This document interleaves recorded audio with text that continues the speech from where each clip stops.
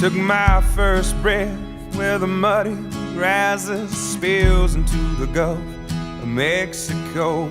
The skyline's colored by chemical plants that put bread on the table of the working man, where the working man does his best to provide safety and shelter for kids and a wife, giving a little of his soul every day, making overtime to keep the wolves away.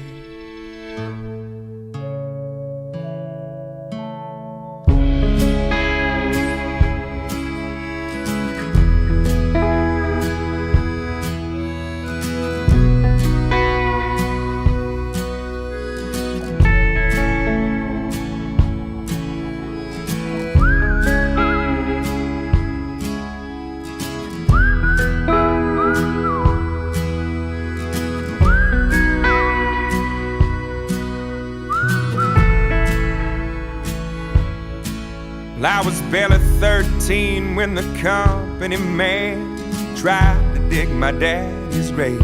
It happened on a French-owned tanker ship, spilling poison into Galveston Bay, where the liquid fire filled his lungs and his eyes silenced any more cries. Cold in the grave, with death stinging pain, he fought like hell, keep the wolves away.